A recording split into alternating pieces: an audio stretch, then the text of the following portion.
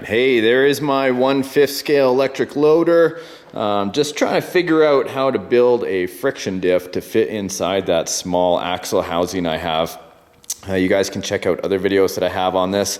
Now that I have it moved out to the shop, it'll be a lot easier for me to work on. But I'm here because I want to unbox a Traxxas Slash 4x4.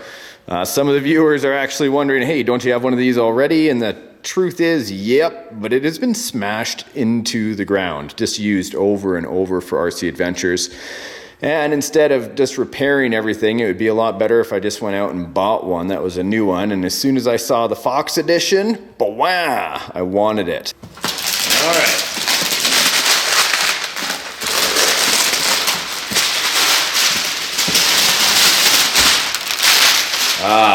The excitement of a new RC. I can certainly say that the Slashes I've had over time have been very durable. I did get my wife one. It's great for the type of driving she likes to do. And for the types of jumps and everything that we go over, I can say that it's a pretty darn good design.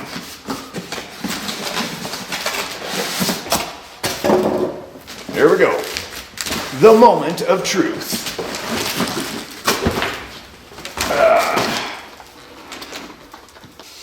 As always, Traxxas has the plastic on through pins. If you're new to the Traxxas line of products, you'll find that if you don't take the pins out, you'll have a bit of a difficulty removing the top plastic.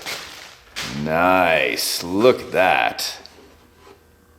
Classic Fox. Nice, good looking bod.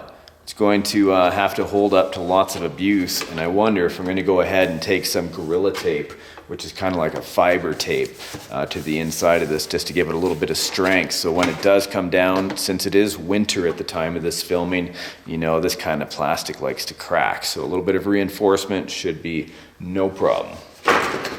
First, look at the inside. It's not too bad. It's kind of heavy. A little heavier than I remember my other Slash being, but then again, it does have that huge Traxxas battery in there, the nickel metal hydride. Hold on. That's the battery. Power cell. I never really use them. It's an 8.4 volt, says 3000 milliamp hour. Great for a starter person that's trying to get into the hobby. For me, I'll probably just switch right up to LiPo, but check it out. The new Traxxas connector on the end there. I wonder if I have a battery that's going to be even able to fit in there. Hopefully. Maybe we'll have to use this one right out of the gate. We'll see. Bumper, suspension, waterproof servos, waterproof ESC that can take up to a 3S battery. There is the brushless motor in the back. So fairly, fairly sturdy. I can say we've taken this to the skate park. We've taken this, over jumps. The highest jumps I've seen have been with a Traxxas Slash, and they're awesome at racing. And really, even if you're a first-time RCer, I've found that Traxxas puts out these short course trucks really where anybody can drive them. And I think with the Traxxas stability management, who knows? Some people, the old argument is like, oh, that's cheating. You should just drive it the way it is or without any kind of help. But it really does let everybody kind of drive a little bit more careful because it does help. There's my Blizzard in the back with the Spiker snowblower. Still have to put the ESC in there, but there is zero snow outside right now. There's my Komodo in the back, G-made Komodo. Anyway, there we go. Now I do have a battery. One of the batteries I've been using lately are this Venom brand. Venom puts out batteries, and the reason why I like them is because they have different connectors on the end. If you need to use an Ultra plug or a Traxxas connector or whatever, it's a two-piece. It just snaps right on the end, and then your battery can fit anything. So I know I was wondering about the end here. Let's focus that up because it's a different size, but it is the same connector. And with one hand, can he do it?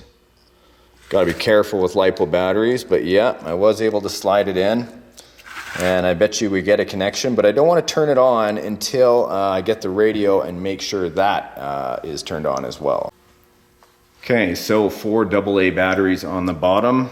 Got it turned on already. Made sure that my steering trim is in the position of 0 or 50% basically. So the alignment of my tires when I turn it on should be true and straight. Should be. Multifunction and neutral position. A neutral position, which is basically 50-50 or 70 or 30, is trigger position. How far do you have to squeeze the trigger to actually get action from the machine itself? Either braking or in reverse, and of course in throttle. So here is the nickel metal. I took the 3-cell out, and here's the reason why. The stock one, I want you guys to get like the right information, or at least the real experience. The stock lock-in battery, lock-in for the battery, does not allow for a 3-cell that large, 5,000 milliamps. So I'm gonna have to either make one or find one that offers that. Normally I just make my own strap. I'll drill through the chassis, make a strap, and just Velcro it down. Not a big deal. So this is the stock battery that it comes with. Let's plug it in. Let's see a little bit of juice. I have not actually charged it, so let's see if it has anything in it from the storage. Very nice response. Here we go, a little bit of throttle. Well, full throttle. Right there.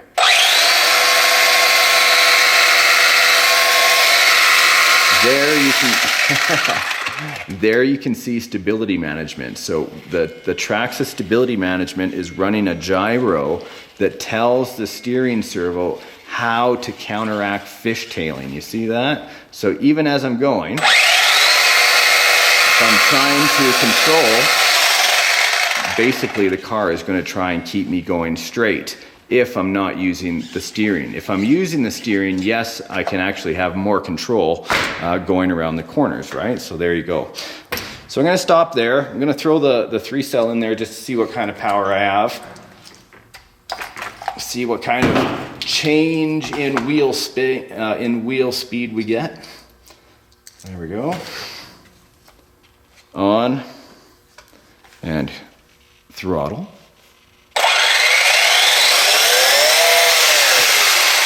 Considerable difference. So one of the biggest things I get asked in email is what is one of the cheapest things I can do to my RC that will help power it up? And really, if you have an ESC and you're at the advanced stage where you know how to take care of lipos, or you've done your research online and studied YouTube videos about lipo safety, you've gone to Google, read things on lipo safety, there is certainly a theme to what I'm saying here, and you find out your ESC can take it, then I would suggest getting yourself a smaller lipo. This one is 5,000.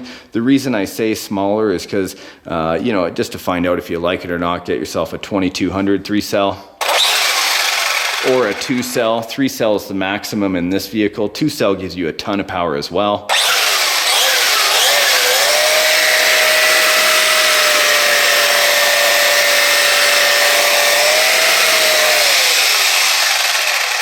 What a ripper. Okay, so I'm gonna have a chance to actually take this out, but I'm not gonna do it today. That's the unboxing for you. I hope you've enjoyed it. Gives you a look inside of one of these small short course trucks, and the Fox edition. Nice. Welcome to the RC Sparks family, buddy. Let's get a good view of you here. So there you go, a good look at the Fox edition of the Traxxas Slash 4x4. I hope that makes your decision in which RC you want to go out and play with today a little bit easier, but I know that I'm going to put this little truck to the test. Anyway, guys, thanks for watching. Thanks for supporting. I hope you've enjoyed today's RC adventure and it inspires you to get outside and to have a little bit of fun with the hobby. RC Radio Control, in for life.